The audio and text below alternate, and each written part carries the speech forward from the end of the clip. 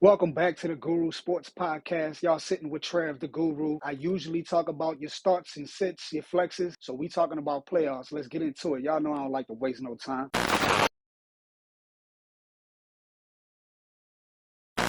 All right. So we going straight into who you should be starting this week. This is a must-win time right now. It is what it is. But you made it to the playoffs. So shout out to everybody that made it to the playoffs. Those of you that didn't, learn from your mistake. Listen to the Guru next season, and maybe you make it to the playoffs. I don't know. But we're going to start like I always do. We're going to go QB, running back, wide receiver, tight end, defense. I ain't doing kickers this week. We just going to get down to the deal. No fluff. Let's go. Quarterback, Daniel Jones. Right now, Daniel Jones is looking real good, especially against the Vikings. The Vikings gave up 36 points to Indy. You know what I'm saying? Yeah, they came back in the most ridiculous comeback I've ever seen in NFL history. Anybody has ever seen in NFL history. They blew the game, but Daniel Jones, I would definitely start him against a team that just gave up 33 points to Indianapolis. With Jared Goff against the Panthers, like I said, man, the Lions are a team that you don't want to play right now. They hungry. They really fighting for a playoff spot. It's getting scrappy, and the team is playing good defense, which is keeping Jared Goff on the field, and his receivers is looking good, man. Like Amon-Ra St. Brown is looking like himself. You got DJ Chark is another guy who possibly you might want to stream, but we'll get to that later.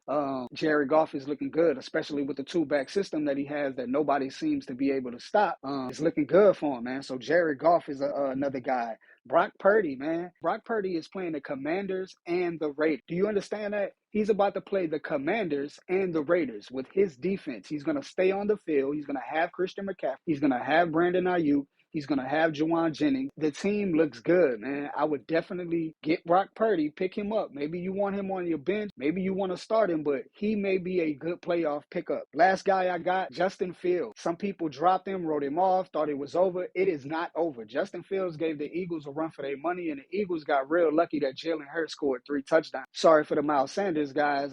3 red zone situations where Miles Sanders don't touch the ball. Jalen Hurts get the 3 touchdowns. His points go through the roof. Eagles win the game. David Montgomery also had a good game, though.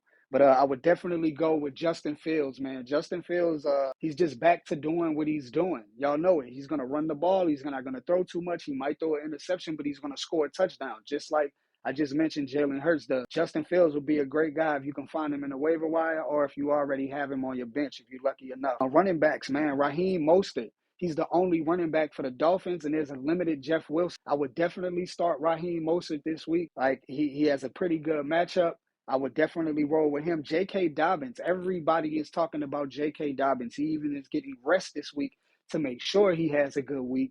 I would definitely be starting J.K. Dobbins. He's even talking it up.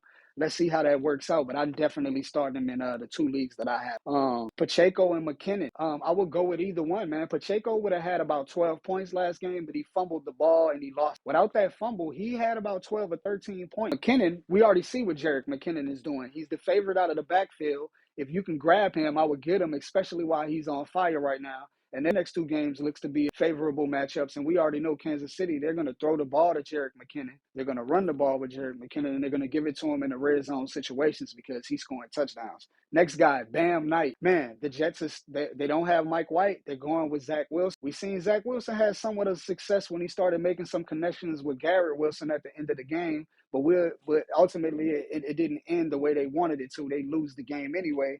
And Zach Wilson didn't look that good regardless. So I would definitely stick with Bam Knight. He's going to be a primary back in the game. They're going to give him more touches because they don't want to see Zach Wilson give the game away, especially give away a potential playoff spot. The last 2 guys I got, Cordero Patterson and Tyler Algier.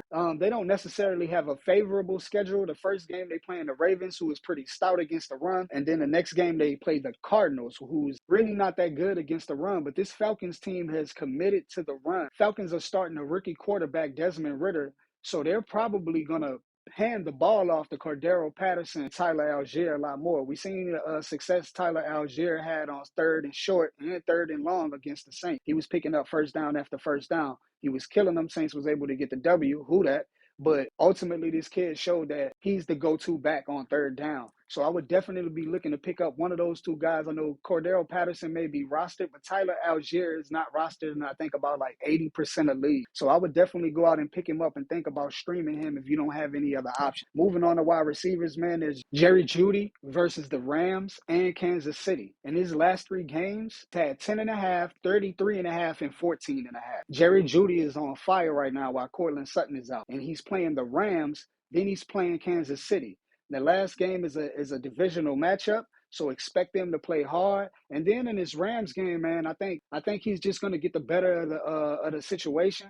They're going to pepper him with targets. Just expect him to give you good points. He got great matchups going into the playoffs. My next guy, I got Marquise Godwin. If you remember, Marquise Godwin stepped in for the Seattle Seahawks when I think Tyler Lockett was hurt earlier this year, and he was getting targets. Marquise Godwin is playing without Tyler Lockett. It's just him and DK Metcalf. And there's only one quarterback that's beaten Geno Smith in touchdown passes, and that's Patrick Mahomes. Geno Smith is right behind him, so expect Geno Smith to try to get the ball in the end zone this week, especially after the performance he had against the 49ers. Expect him to give out a little frustration in these next two games, and Marquise Godwin could be the recipient of that against the Chiefs, who's known for giving up points. But he does have the Jets the following week, which that may not be a favorable matchup. But like I said, Geno Smith, he throws touchdowns, and they're going to throw the ball regardless. Kenneth Walker is still nursing a strain. Pete Carroll didn't sound too confident in it. So I wouldn't lean on that. I think these guys are going to go into the playoffs pistol style. They are going to throw the ball. The next guy I got is Donovan Peoples-Jones. He has just been so consistent. He's had double-digit points in every game except three. Double-digit points in every game except three. Donovan Peoples-Jones, so consistent. If you had this guy the whole season, you was happy with him as your flex spot. You was starting him with confidence. But going into the playoffs, so he's got the Saints, then he's got the Commanders. Man, I would definitely look to start Donovan Peoples-Jones. I started him the last 2 weeks at flex. He worked out well for me. Christian Watson is playing the Dolphins, who's ranked number 19. Then he plays the Vikings, who's ranked number 30. And Christian Watson is he's getting red zone targets. So they're looking for this kid to catch touchdown pass. They're not looking for him just to stretch the field with his speed. They're looking for him to get into the end zone and score. So even in a red zone, he's getting opportunities to score touchdowns. This kid is still a touchdown max. If you have Christian Watson, I would definitely look at flexing him if you don't have any other option. That's all the wide receivers I got. Let's move on to tight end. Juwan Johnson for the Saints. He may not have the best matchups, but he's still getting the target share. There's nobody else on the team. Jarvis Landry isn't getting the ball. We know Michael Thomas is hurt. Alvin Kamara they're trying to work him back in, and Juwan Johnson has just been getting the targets, where Taysom Hill is on the roster as a tight end, but we know he's been used all over the field. Running back, fullback, quarterback, wide receiver. He's done it all this season. He's our most valuable player right now. Hunter Henry versus the Bengals and the Dolphins. Both of these teams are not that good against tight end. The Bengals are ranked number 20 and the Dolphins are ranked number 29 against tight end. So Hunter Henry has great matchups going into the playoffs. I would look to start him. Evan Ingram, he's playing the Jets, who's ranked number 22 against tight ends. And we've seen what his last 2 weeks look like. And this team is looking to win their division. They're a game or two behind of winning the division, and they're playing against the Jets. Expect Evan Ingram to, get into the end zone. Darren Waller is back out there. Darren Waller is back. If you could pick him up in the waiver wire, he's playing the Steelers this week. He may get those targets. He may be the guy that Derek Carr has been looking for and leaning on, because Hunter Renfrow has not been the guy for Derek Carr, and he's not been the guy that we thought he did.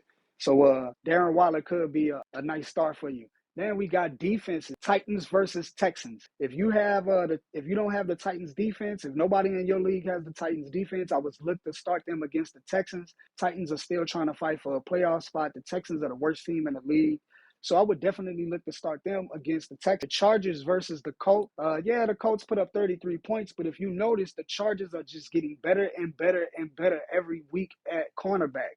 They are really starting to slow receivers down. And they're not letting the run kill them as much as they did early in the season. This team is really starting to adjust to a playoff-type mentality, because they know they are that close to getting one of those spots in the AFC. It's tight right now, man. My last team, I got Broncos versus the Rams. We already know, man, the Broncos have been holding to the least amount of points every game. They're averaging the lowest score games in the NFL, and that's for a reason. Their offense, they can't get it done, but their defense for damn sure is slowing every team down that they have played. They've had a few games to get out there, in the 20s. Maybe a couple teams score some 30s on them. I think it happens like twice this season. But for the most part, Denver has been keeping things under control on the defensive side. Patrick Surtain, the second, man, PS2, best cornerback in the league. We'll talk about that in another episode. That's all I got for y'all, man. Thank y'all for tuning in. It's the Guru. I'm out.